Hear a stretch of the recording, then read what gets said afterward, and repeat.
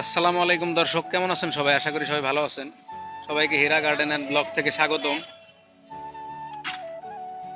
দর্শক দেখতে পাচ্ছেন অনেক সুন্দর কিউট কিউট কিছু ফল, চেরি ফল আসলে দর্শক, এগুলা ছোট ছোট চেরি ফল। আর এটার জাতের নাম হলো বারবাডোস চেরি। অত্যন্ত সুস্বাদু, টক মিষ্টি হয় এই চেরি ফলটা। তো দেখেন দর্শক, এটা গাছে প্রচুর ধরা ধরে আর মোটামুটি 7-8 মাস ধরে, সারা বছর ধরে না, শীতের ভিতরে অফ থাকে।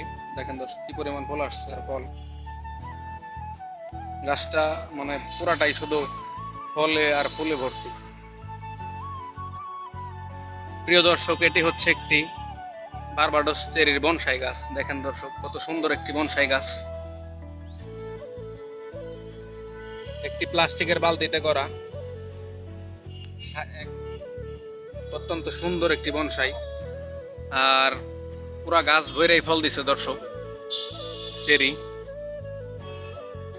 এগুলো পাকলে একদম লাল টকটকে হয়ে যায়, আর কাঁচা অবস্থায় একটু টকটক লাগে, আর পাকলে টক মিষ্টি।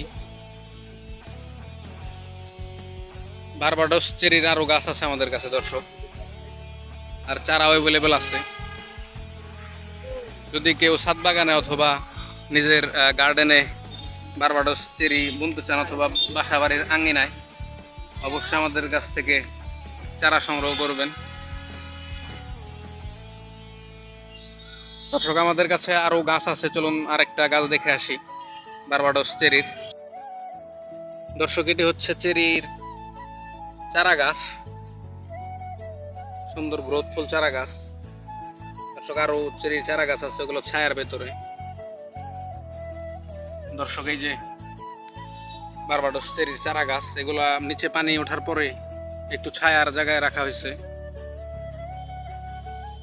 এর জন্য একটু অবস্থা খারাপ। কিছু সার দিয়ে দিলে আবার ঠিক হয়ে যাবে, 15 দিন লাগবে ঠিক হতে। তো দর্শক, যাদের চারা গাছ লাগবে অবশ্যই কমেন্ট করে জানাবেন আমাদেরকে, আমরা সাপোর্ট দেওয়ার চেষ্টা করব। দর্শক ভিডিওটি কেমন লাগলো অবশ্যই কমেন্ট করে জানাবেন, আর চ্যানেলটিতে নতুন হলে অবশ্যই লাইক এবং সাবস্ক্রাইব করতে ভুলবেন না। সবাইকে ধন্যবাদ, দেখা হবে পরবর্তী কোনো নতুন কোনো ভিডিও নিয়ে। সবাইকে আসসালামু আলাইকুম, সবাই ভালো থাকবেন।